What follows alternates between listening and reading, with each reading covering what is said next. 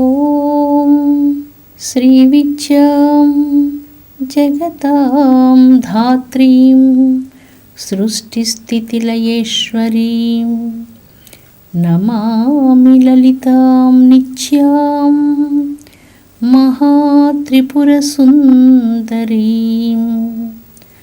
ఓం శ్రీమాత్రే నమః. ఓం శ్రీ లలితాంబికాయై నమః. అమృతాత్మస్వరూపులైన మీ అందరికీ మీ తల్లి అవ్యాజ్యమైనటువంటి మాతృప్రేమను అందిస్తూ శ్రీ లలితాంబిక రహస్యనామ సహస్రాలలో వామదేవి అన్నటువంటి నామం 4 బీజమంత్రాలు కలిగినటువంటి నామం. వామదేవి. వామదేవి అనగా వామదేవుడు అని కూడా అర్థం వస్తుంది. ఎందుకంటే ఈ అర్ధనారీశ్వర తత్వాన్ని విడదీయడానికి సాధ్యం కానటువంటిది. క్షీరము అనగానే పాలకున్నటువంటి తెల్లదనం గుర్తుకొస్తుంది. చంద్రుడు అనగానే వెన్నెల గుర్తొస్తుంది. సర్పము అనగానే దాని వక్రగతి గుర్తొస్తుంది. సముద్రము అనగానే అలలు గుర్తొస్తాయి. సూర్యుడు అనగానే ప్రకాశం గుర్తొస్తుంది.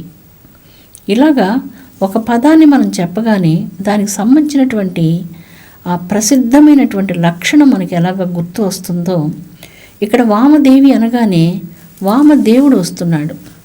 వామదేవుని గురించి కదా మనం చెప్పుకోవాల్సింది. వామదేవుడి గురించి ఎందుకు మనం మాట్లాడుకుంటున్నాం అన్నప్పుడు ఐత్తరీయోపనిషత్తు వస్తుంది మనకి. ఇందులో ఈ ఐత్తరీయోపనిషత్తులో ఇతడు నమస్కరింపదగినటువంటి వాడు. ముక్కోటి దేవతలందరికీ జ్ఞానప్రదాత అయినటువంటి ఈ వామదేవుడు నమస్కరింపదగినటువంటి వాడు, అందరూ పూజింపదగినటువంటి వారు, సేవింపదగినటువంటి వారంటూ జ్ఞానులు, ఋషులు, ఆత్మవంతులైనటువంటి వారు ఈ వామదేవుని సేవిస్తూ ఉన్నారు, కీర్తిస్తూ ఉన్నారు, పూజిస్తూ ఉన్నారు. అందుకే ఇతడు నమస్కరింపదగినటువంటి వాడు అంటూ కీర్తించబడిన ఈ వామదేవుని యొక్క అర్ధాంగిగా ఉన్నటువంటి దేవి వామదేవి అంటూ కీర్తించబడింది. మనం అఘోర మంత్రాలు మనం చూస్తుంటాం. చాలా రకాల అఘోర మంత్రాలు ఉన్నాయి. ప్రాయశ్చిత్త మంత్రాలలో అఘోర మంత్రం ప్రధానమైనటువంటిది. మానవులు ఏదైనా చేయకూడనటువంటి తప్పులు చేసినప్పుడు ప్రాయశ్చిత్తార్థంగా గోవిందనామ సంకీర్తనం చేస్తూ ఉంటారు. అచ్యుత, అనంత, గోవింద అంటూ ఈ 3 నామాలు చెప్పగానే అచ్యుతానంత గోవింద అనేటువంటి నామం ప్రాయశ్చిత్తాన్ని ప్రసాదిస్తుంది. దేవి మార్గంలో మహాలక్ష్మి, మహాకాళి, మహాసరస్వతి అంటూ చిట్ట చివరిగా పూజ అంతా పూర్తయిన తర్వాత ఈ 3 నామాలు చెప్పడం చేత ఆ పూజలో ఉన్నటువంటి దోషాలు, పాపాలు తొలగి ప్రాయశ్చిత్తం చేసుకున్నటువంటి వాళ్ళం అవుతున్నాం. ఈ పూజ సారాంశం అంతయు కూడా అచ్యుతానంత గోవింద నామంతో పరిపూర్తి అయినట్లుగా వైష్ణవ భక్తి సాంప్రదాయంలో, శాక్తేయ భక్తి సాంప్రదాయంలో మహాలక్ష్మి, మహాకాళి, మహాసరస్వతి అనగానే అన్ని రకాలైనటువంటి ప్రాయశ్చిత్తాలు పూర్తి అవుతున్నాయి. అదేవిధంగా రుద్రమంత్రాలలో ప్రాయశ్చిత్త మంత్రంగా అఘోర మంత్రం మనకు వస్తుంది. వామదేవాయ నమో, జ్యేష్ఠాయ నమో, శ్రేష్ఠాయ నమో అంటూ ఆ ఈశ్వరుని తర్వాత మంత్రాల్లో కీర్తిస్తూ ఉంటారు. ఆ వామదేవ స్వరూపాన్ని గురించి ఇక్కడ ఈ నామంలో ఐత్తరీయోపనిషత్తులో అందరికీ నమస్కరింపదగినటువంటి జ్ఞానదాత, ఆ వామదేవుని యొక్క వామాంక భాగంలో విరాజిల్లేటువంటి దేవి వామదేవి. ఎలా విరాజిల్లుతున్నదంటే చంద్రునిలో వెన్నెల వలె, చంద్రబింబంలో వెన్నెల ఎలాగా ఉంటుందో వామదేవుని యొక్క వామాంకంలో వెన్నెల వలె జగన్మాత ప్రకాశిస్తున్నది. చాలా అద్భుతమైనటువంటి మంత్రం ఇది. 4 బీజ మంత్రాలు కలిగినటువంటిది. ఈ నామస్మరణం చేత మానవులకు త్వరగా ఇష్టాపూర్తిని ప్రసాదిస్తున్నది. ఈ నామస్మరణం చేస్తేనే చాలు. మనందరం కొన్ని ఆధ్యాత్మిక మార్గాల్లో ఆచారాలు వింటూ ఉంటాం. సమయాచారం, వామాచారం. వామాచార మార్గాలు సరిగా ఉండవు అంటే విపరీత మార్గం దానికి అర్థం. విపరీత మార్గం అని అంటాం. విపరీత మార్గం అంటే ఏంటి? దైవానికి ఎక్కువ ఒత్తిడి కలిగించడం. ఇది నాకు కావాలి, ఇస్తావా లేదంటూ ఒత్తిడి కలిగించి దానిని పొందడాన్ని వామాచారం అంటారు. సమయాచారంలో అలాగా ఉండదు. అక్కడ శరణాగతి ఉంటుంది, చాలా నిర్మలమైన తాదాత్మ్యాన్ని కలిగించే భక్తి ఉంటుంది. ఆర్తి అనే ఒక పదం మనం చాలాసార్లు చెప్పుకున్నాం. ఆర్తి ఉంటుంది. ఆర్తి, భక్తి, శరణాగతి వీటి యొక్క లక్ష్యం చాలా మధురంగా ఉంటుంది, శాశ్వతంగా ఉంటుంది. ఇక్కడ విపరీతమైన కోరికలు ఏమి ఉండవు. భగవంతుని ఆశించేది ఏదీ ఉండదు. ఏది ఆశించకుండా భగవంతుని ఎందుకు పూజ చేయడం అనే ప్రశ్న మనకు రావచ్చు. కానీ ఇక్కడ ఏంటంటే ఎప్పుడూ భగవంతుని దగ్గరికి కోరికల బుట్టలతో వెళ్ళడం అనేటువంటిది అర్థం లేనటువంటిది. భగవంతుని దగ్గరికి భగవంతుని మీద ప్రేమతో వెళ్ళడం అనేటువంటిది శ్రేష్ఠ భక్తిని సూచిస్తుంది. నాకు అది కావాలి, ఇది కావాలి, ఇది ఇస్తావా లేదా, ఇలాగా ఇస్తావా లేదా అంటూ ఒత్తిడి చేసేటువంటి పద్ధతిని వామాచార పద్ధతి అన్నారు.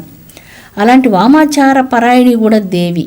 అలాంటి వామాచార పూజలకు కూడా విపరీత పద్ధతులు ఆచరించే పూజా విధానాలను కూడా అనుగ్రహించేటువంటి తల్లిగా ఈ నామస్మరణంలో కీర్తించబడుతూ ఉన్నది. అయితే ఉత్తమోత్తములైనటువంటి భక్తుల తల్లిని వామాచార విధానంతో కాకుండా సమయాచార విధానంతో సమయ పూజ చేస్తూ ఉంటారు. అంటే ఆదిశంకరాచార్యులు ఈ కోవకు చెందినటువంటి ఉత్తమ భక్తులు అంతరాకాశంలో జగన్మాతను భక్తితో సమయాచార పూజగా చేస్తూ ఆ పూజా విధానంలో అంతర్ముఖమైనటువంటి బ్రహ్మానంద సుఖాన్ని అనుభవిస్తూ ఉంటారు. అలాంటి అనుగ్రహాన్ని ప్రసాదించేటువంటి దేవి శివవామాంక భాగంలో ఆసీనురాలైనటువంటి భువనేశ్వరిగా ఈ మంత్రంలో జగన్మాత కీర్తించబడుతున్నది. ప్రాచీన కాలంలో ఒక ఋషి ఆశ్రమంలో ఒక చిన్న కప్ప ఉండేదట. ఆ కప్పకు చాలా కోపం జాస్తిగా ఉండేది. ఒకరోజు ఎవరో ఆ మార్గంలో తెలియకుండా ప్రయాణం చేస్తూ అలా వెళుతున్నప్పుడు వాళ్ళ కాళ్ళ క్రింద పడి ఆ కప్ప మరణించింది. అయితే చాలా కోపంతో ఉన్నందువలన మరుజన్మలో ఒక పాముగా జన్మించింది. కప్ప జన్మ నుంచి పాము జన్మ లభించింది. చాలా అద్భుతంగా ఉన్నది ఇది. కప్ప జన్మ నుంచి పాము జన్మ లభించడం. అయితే ఈ కప్ప జన్మ నుంచి పాము జన్మ లభించడానికి కారణం ఏంటంటే ఈ సంస్కారం ఒక ఆశ్రమంలో నివసించినందువల్ల. ఈ పాములో ఉన్నటువంటిది ప్రతి ఒక్కళ్ళని చూస్తూ కోపంతో బుసలు కొడుతూ ఉండేది. క్రోధమున ఘనత కొంచెం అయిపోవును. ఎంత గొప్ప వ్యక్తి అయినా కూడా, ఎంత మహానుభావుడైనా కూడా చీటికి మాటికి అర్థం లేనటువంటి దిక్కుమాలిన కోపం వలన చాలా గౌరవాన్ని పోగొట్టుకుంటూ ఉంటారు. కోపం నిజంగా దిక్కుమాలినటువంటిది, దానికి అర్థమే ఉండదు. అలాంటి కోపాన్ని మాటిమాటికి ఆ కోపం వలన మనిషి తన యొక్క గొప్పతనాన్ని చేతులారా పోగొట్టుకున్నటువంటి వాళ్ళు అవుతున్నారు. ఈ సర్పం అలాంటి పని చేస్తుంది. ఎవరొచ్చినా సరే దగ్గరికి బుసలు కొడుతూ వాళ్ళని తరుముతూ కష్టపెడుతూ ఉంది. ఆ ఆశ్రమంలో ఉన్నటువంటి ఒక మహానుభావుడు ఈ సర్పాన్ని చూసి జాలితో దానికి మరుజన్మలో నరజన్మ రావాలంటూ దీవించారు. సర్పం తన శరీరాన్ని విడిచి మరుజన్మలో నరజన్మను పొందింది. నరజన్మను పొందినప్పుడు ఈ సర్పానికి కొంత జ్ఞానోదయం కలిగింది. తన జీవిత కాలాలంతా వెంటాడుతున్నటువంటి కష్టం ఏంటంటే క్రోధం. ఈ జన్మలో ఘోరంగా తపస్సు చేసి ఈ క్రోధాన్ని నశింపచేసుకునేందుకోసం ఒక్క జన్మనంతటిని ఖర్చు పెట్టి ఘోరంగా తపస్సు ఆచరించి తన క్రోధాన్ని పూర్తిగా ఆ నరజన్మలో పోగొట్టుకునింది. ఈ చక్కని కథలో మనకు దృష్టాంతం ఏం తెలుస్తుంది? మనలో అరిషడ్ వర్గాలు ఉన్నాయి. కామ, క్రోధ, లోభ, మోహ, ఈర్ష, ద్వేష, అహంకారాలు అనేటువంటి అరిషడ్ వర్గాల వలలో మానవుడు చిక్కుకున్నాడు. ఒక్క జన్మ పడుతుంది ఒక్కొక్క అరిషడ్ వర్గాన్ని నశింపచేయడానికి. అంత బలీయమైనటువంటివి హీన సంస్కారాలు. ఉత్తమోత్తమైనటువంటి సంస్కారాలని పొందాలి అంటే అంత సులభమైనటువంటి విషయం కాదు. అందుచేతనే ఇక్కడ ఈ నరజన్మలో ఘోరమైనటువంటి తపస్సు చేసి క్రోధాన్ని సేవింపచేసుకుందట. మహాత్మా గాంధీజీ తమ జీవితంలో అహింస సిద్ధాంతాన్ని కలిగి ఉండేవారు. ఆయన చాలా ప్రసన్నంగా, శాంతిగా, ధర్మవర్తనులై ఉండేవారు. చాలా పవిత్ర జీవనాన్ని గడిపేవారు. ప్రతినిత్యం భగవద్గీత పారాయణం చేసేవారట. అందువలన గాంధీజీ అంతరంగంలో ఆత్మశక్తి చాలా బలీయంగా ఉండేది. పవిత్రత చాలా బలీయంగా ఉండేది. బ్రిటిష్ వాళ్ళు ఆయన కళ్ళల్లోకి ధైర్యంగా చూడలేకపోయేవారట. అంటే గాంధీజీ భయంకరంగా ఉన్నారని ఇక్కడ అర్థం కాదు. గాంధీజీ యొక్క పవిత్రతను చూడడానికి వాళ్ళకు శక్తి చాలేది కాదట. అలాంటి పవిత్రమూర్తిగా ఉండడానికి కారణం దైవభక్తి. ఆ దైవభక్తిని ప్రసాదించేటువంటి మాత శ్రీమాత. దైవం పరబ్రహ్మస్వరూపిణి, శక్తి స్వరూపిణి. తల్లిని ధ్యానించినప్పుడు తల్లి ప్రసాదించే మహానుగ్రహాలు వర్ణనాతీతమైనటువంటివి. ఇందాక మనం చెప్పుకున్నాం, ఈ నరజన్మలో క్రోధాన్ని శమింపజేసుకునేందుకు ఒక్క పరిపూర్ణమైనటువంటి జన్మంతా కూడా తపస్సు చేస్తే కూడా ఈ కోపం అనేటువంటిది నశించేటువంటిది కాదు. అంత కోపం మానవ హృదయంలో ఉంటుంది. తల్లి దయ అనుగ్రహం ఉంటే ఈ జన్మలోనే అరిషడ్ వర్గాలనేటువంటి కొండలను కుప్పగూల్చివేసి మహోన్నతమైనటువంటి బ్రహ్మానంద పదవికి తన సాధకుణ్ణి అనుగ్రహపాత్రుడిగా చేస్తుంది. మీకు చక్కగా లలితా సహస్రనామాలలో కొన్ని మంత్రాలు ఉన్నాయి, అవ్యాజ్య కరుణామూర్తినని. తన కరుణకు కారణమేం అక్కర్లేదు. అవ్యాజ్యమైనటువంటి దయను వర్షించేటువంటి తల్లిగా, దయా సింధువుగా ఇందులో తల్లి వర్ణించబడుతున్నది. సౌందర్యలహరిలో శంకరాచార్యులు వారు ఒక చక్కని కమనీయమైనటువంటి శ్లోకాన్ని రచించారు. భవానిత్వం దాసేమై వితర దృష్టింస కరుణ. అమ్మా, నీ యొక్క చల్లని కరుణను నా మీద వర్షింపచేయి భవానీ అంటూ వేడుకోవాలనుకున్నారు.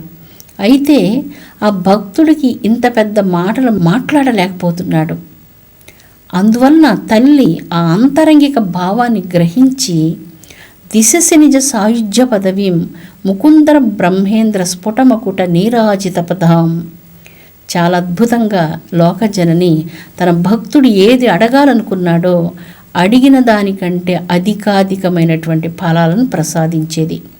అడిగితే కొంతవరకే మనకు పెడతారు, కానీ అడగకుండానే అడిగిన దానికంటే కూడా నిరవధికంగా చెప్పడానికి తరం కానటువంటి విధంగా దిశసి నిజ సాయుజ్య పదవీం ముకుంద బ్రహ్మేంద్ర స్ఫుటమకుట నీరాజిత పదాం అంటూ ఏ దేవి యొక్క పాదార విందాలకు బ్రహ్మ విష్ణువులు తమ కిరీటాలతో హారతులను సమర్పిస్తూ ఉంటారో అట్టి నిజ సాయుజ్య పదవిని, మోక్ష పదవిని ప్రసాదిస్తుంది భవాని అని పిలిస్తేనే చాలు. అలాంటి అనుగ్రహదాయినైనటువంటి తల్లి వామదేవి స్వరూపంగా ఈ నామంలో కీర్తించబడింది.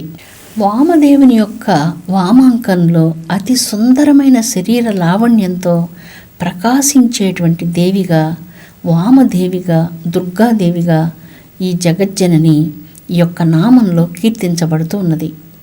మన శరీరంలో షట్చక్రాలు ఉన్నాయి. ఈ షట్చక్రాలలో అనాహుత చక్రం అంటారు. అనాహుత మహాపద్మ మందిరాయై నమోన్నమః అంటే హృదయ స్థానంలో ఉన్నటువంటి అద్భుతమైనటువంటి చక్రం అనాహుత చక్రం. ఇది ఆకుపచ్చని వర్ణంతో ప్రకాశిస్తూ ఉంటుంది. శరీరంలో ఉన్నటువంటి ప్రతి కమలాలు అద్భుతమైనటువంటి వర్ణంలో ఉన్నాయి. మొట్టమొదటి మూలాధార చక్ర కమలం చాలా రక్తవర్ణంతో ప్రకాశిస్తుంటుంది. స్వాదిష్టాన చక్ర కమలం మంచి ఆరెంజ్ వర్ణంతో ఉంటుంది. అలాగే మణిపూర చక్ర వర్ణం బంగారపు వర్ణంతో సూర్యకాంతి వలె ప్రకాశిస్తూ ఉంటుంది. అనాహుత చక్రం, దీన్ని హృదయ చక్రం అంటారు. హృదయమే కదా మంచి భావాలకు, కఠిన భావాలకు, సవ్య అపసవ్య భావాలు అన్నిటికీ ఆధారభూతమైనటువంటిది. ఈ హృదయ స్థానం ఆకుపచ్చని వర్ణంతో మానస సరోవరంతో పోల్చబడింది. మానస సరోవరం 80 మైళ్ళు విస్తీర్ణం కలిగినటువంటి అతి పెద్దదైనటువంటి సరస్సు. ఈ భూమి మీద ఉన్నటువంటి సమస్త సరస్సులలో చాలా శ్రేష్టమైనటువంటి సరోవరం. పార్వతీదేవి, సతీదేవి కైలాసానికి వెళ్ళినప్పుడు ప్రతినిత్యం మానస సరోవరంలో స్నానం చేస్తూ ఉండేది. అందువల్ల మానస సరోవరం శక్తి యొక్క స్నానం చేత మరింత పవిత్రీకరించబడింది. అలాంటి సరోవరం మన హృదయంలో హృదయ చక్ర స్థానంలో ఉన్నది. దీన్నే మానస సరోవరం అంటారు, హృదయ సరోవరం అంటారు. ఈ చక్రాన్ని అనాహుత మహాచక్రం అంటారు. ఈ అనాహుత మహాచక్రంలో కుండలిని శక్తి ప్రకాశించగానే ఓంకార నాదం భోనభోంతరాళాలు దద్దరిల్లే విధంగా మన హృదయంలో వినిపిస్తుంది. అలాంటి అద్భుతమైనటువంటిది ఈ చక్రం. ఈ చక్రంలో ప్రాపంచికమైనటువంటి విషయ వ్యామోహాలు, అరిషడ్వర్గాలు వీటిని ఉంచుకోకుండా భక్తుడు దేవి పాదార విందాల్ని స్థాపించుకొని భక్తితో సేవించినప్పుడు ఆ హృదయం మధురమైనటువంటి మానస సరోవరం అవుతుంది, మహా కైలాసం అవుతుంది. అలాంటి పవిత్రమైనటువంటి అంతరంగంతో జీవించినప్పుడు ఆ మానవుడు దేహో దేవాలయ అన్నటువంటి సనాతన ధర్మానికి ప్రతీకగా నిలబడగలుగుతారు. అందుచేతనే దేహము అనేటువంటి దేవాలయంలో అనాహుత మహాచక్రంలో జాజ్వల్యమానమైనటువంటి దివ్య తేజస్సుతో భగవత్ చైతన్య శక్తి ప్రకాశిస్తూ ఉన్నది. ఆ శక్తికి జగదంబకు నమస్కారం. మన అంతరంగంలో త్రిగుణాలు, అరిషడ్వర్గాలు ఇవన్నీ ఉన్నంతకాలం మన హృదయాన్ని పవిత్రంగా ఉంచుకోలేకపోతాం. ఎప్పుడైతే దైవ ధ్యానంతో లలితా సహస్రనామ పారాయణం, విష్ణు సహస్రనామ పారాయణం, అష్టాక్షరి మహామంత్ర జపం, పంచాక్షరి మంత్ర జపం, అనేక మంత్రాలు ఉన్నాయి. వారి వారి యొక్క సంస్కారాలను అనుసరించి వారికి ఇష్టమైనటువంటి దైవాన్ని ఇష్టదైవ రూపంలో, మంత్ర రూపంలో, మౌన రూపంలో, ధ్యాన రూపంలో, భక్తి రూపంలో, జ్ఞాన రూపంలో వారికి నచ్చినటువంటి మార్గంలో ప్రయాణం చేస్తూ పారమార్థికమైనటువంటి మార్గంలో సత్యాన్ని సాక్షాత్కరించుకొని జీవితాన్ని సాఫల్యం చేసుకోవాలని నేను మీ కన్న తల్లిగా మనఃపూర్వకంగా కోరుకుంటున్నాను. ఈ వామదేవి అన్నటువంటి ఈ నామంలో 4 బీజ మంత్రాలు ఉన్నవి. వామదేవుడైనటువంటి పరమేశ్వరుడు నమస్కరింపదగినటువంటి వాడు, జ్ఞానదాత, సకల దేవీ దేవతలందరికీ పూజనీయమైనటువంటి వాడు, బ్రహ్మజ్ఞాన సిద్ధిని అనుగ్రహించేటువంటి వాడు వామదేవుడు. ఆ వామదేవుని యొక్క హృదయాకాశంలో విరాజిల్లుతున్నటువంటి దుర్గాదేవిగా, వామదేవిగా లోకజనని ఈ నామంలో కీర్తించబడింది. అమృతాత్మ స్వరూపులారా, లలితా సహస్రనామాలలో మంత్రశాస్త్రము, రత్నశాస్త్రము, యంత్రశాస్త్రము, తంత్రశాస్త్రము, పుష్ప ఆయుర్వేదము, అనేక రకాలైనటువంటి శాస్త్రాల సమాహారంగా లలితా సహస్రనామం ప్రకాశిస్తున్నది. ఈ సహస్రనామాలను భక్తితో ఒక్కసారిన జన్మలో మనం పారాయణం చేసినప్పుడు సమస్త దోషాలు, పాతకాలు, జన్మకోట్ల సంస్కారాలన్నీ కూడా బలహీనపడి మానవ జీవితం అత్యున్నతమైనటువంటి సత్య సాక్షాత్కారానికి అర్హమవుతుంది. లోకజనని దయ ఉంటే కాళ్ళ క్రింద ఉన్నటువంటి క్రిమి కూడా క్షణకాలంలో బ్రహ్మజ్ఞాని కాగలదు. అలాంటి అవ్యాజ్య కరుణ సింధు అయినటువంటి వామదేవి పాదాలకు నమస్కరిస్తూ మానవులందరికీ ప్రతిరోజును మంచి రోజుగా వనరించాలని, మనలందరినీ సత్య మార్గంలో నడిపించాలని, సత్య, ధర్మ, శాంతి, ప్రేమలను మన జీవితంలో తల్లి అమృత వర్షంలాగా అనుగ్రహించి మానవులందరికీ శుభాలను ప్రసాదించాలని వామదేవి స్వరూపురాలైనటువంటి లలితా భగవతీ దేవిని భక్తితో వేడుకుందాం. విశ్వశాంతి వర్ధిల్లునుగాక. ఓం శాంతి శాంతి శాంతి.